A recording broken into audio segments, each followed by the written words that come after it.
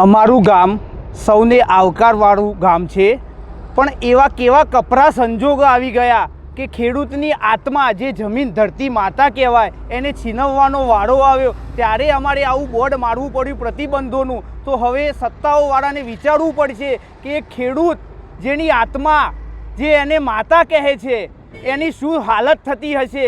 તો એના માટે અમે આ કોઈ પણ રાજકીય પક્ષ જે હુડાના સમર્થકમાં છે, જે અમારું સમર્થન કરે છે, એમને જ અમે પ્રવેશ આપવાના છીએ.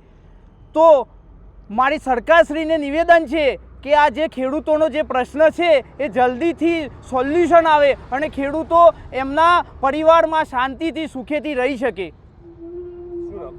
મારું નામ યોગેશ પટેલ. આજે અમારા ગામમાં બોર્ડ લગાવવામાં આવ્યું છે કે જે હુડાને સમર્થન આપતા હોય એવા કોઈપણ રાજકીય નેતાઓને પ્રવેશ આપવો નહીં.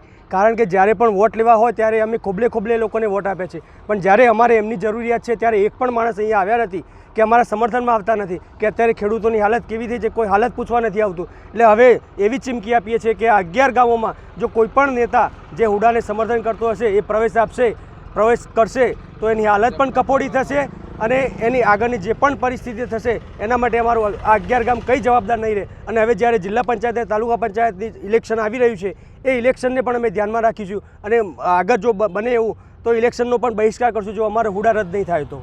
શું નામ આપનું? વિપુલ પટેલ, હડિયોલ.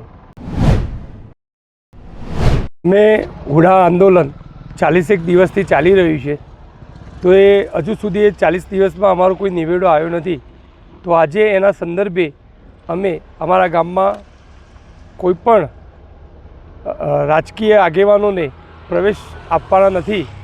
જ્યાં સુધી અમારો નિવેડો નહીં આવે ત્યાં સુધી અમે કોઈપણ રાજકીયને આગેવાનોને અમે ગામમાં પ્રવેશ આપવાના નથી. એમના ઉપર પ્રતિબંધ લાવવામાં આવેલો છે.